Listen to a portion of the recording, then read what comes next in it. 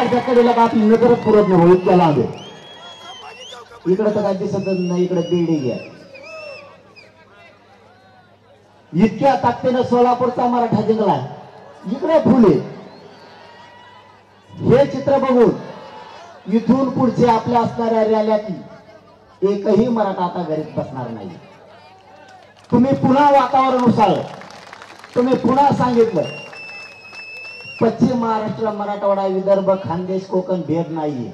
आम्ही सगळे करोडो मराठी एक ते सोलापूर आणि पश्चिम महाराष्ट्राला सिद्ध करून द्या. यापुढे खानदानी मराठा घरी बसत नाही. आणि माझा शब्द आहे तुम्हाला, किती विठ्ठोळे एवढ्या बरं, मी विठ्ठोळे मुकादाना दमाच्या बापाचा बाप याला झोपेतच त्याशिवाय सोडितच नाही मी. फक्त तुम्ही सातन आशीर्वाद असंच मागं ठेवा. तुम्ही जर असे पक्के राहिलात ना, यांना पाणी पाजिलच म्हणायचं नाही गटारातलं, दुसरं तिसरं नाही. आणि मला काय व्हायचं नाही, मी खरं सांगतो, हे दाटून म्हणतात मला.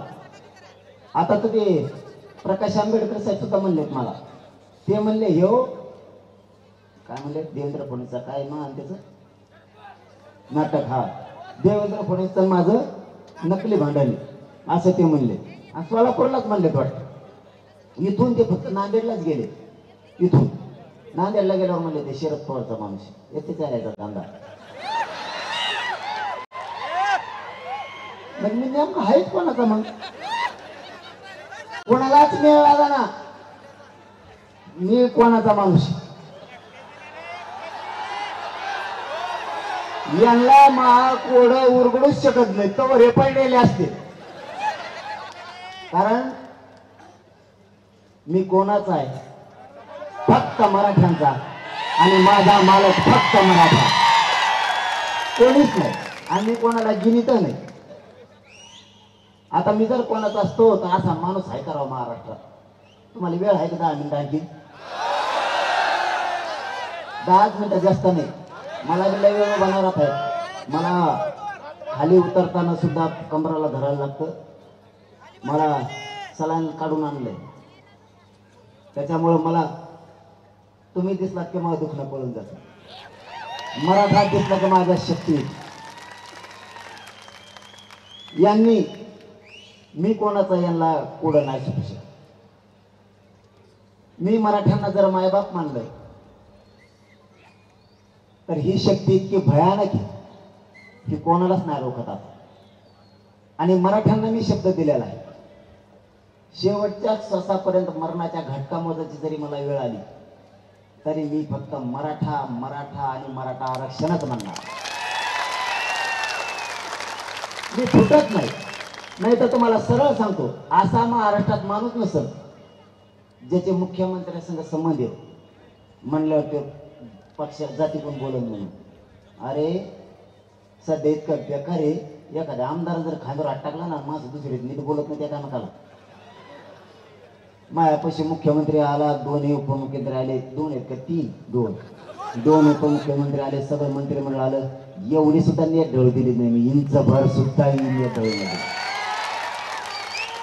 कारण मला गरजच नाही यांची. मला गरज काय यायची? एका माझ्या गाडीत डिझेल टाकून देते का? मग गरज काय मला यायची?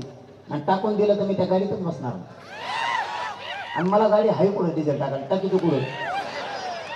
मीच लोकांच्या गाडीत बसतो. माझ्यापाशी गाड्याचे नंबर लागले, नंबर किती नशिबाने मग मी. म्हणून महामालक यावे.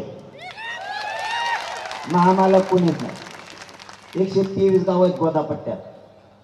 आणखी गाड्याचा नंबरच नाही आले बऱ्याच जणांचे. त्यांच्याच भांडणे खेळत येते. ते म्हणतात तूच आमच्या बसत तो आहे गाडीत, आमच्याच बसून द्या खांदा. मी म्हणलं नको बसू, तो आहे गाडीत नको बसू. मला जर तो आहे गाडीत बसीलच गाडी मोडते भेटेल मला बसील. कारण मराठीत माणसं असे ढकले तर गाडी सकट इतकं खड्डे पडत आहेत तिला. आणि मग तिने एकदा गॅरेज नेऊन लागले की म्हणतो पार्टच भेटत नाही. म्हणलं होतं पार्टच भेटणार नव्हतं. म्हणलं तुला म्हणलं होतं मी, मला नको गाडी देऊ. तेव्हा ते 2 पुढं नाही द्यायचो.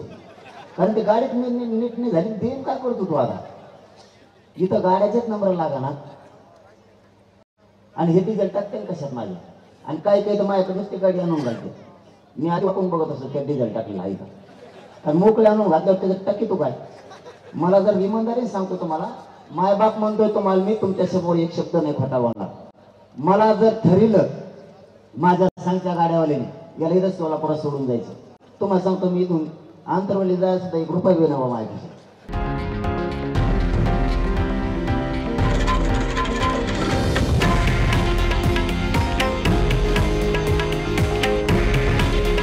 हे आहे देशातील नंबर 1 न्यूज नेटवर्क आणि आपण पाहत आहात TV9 मराठी.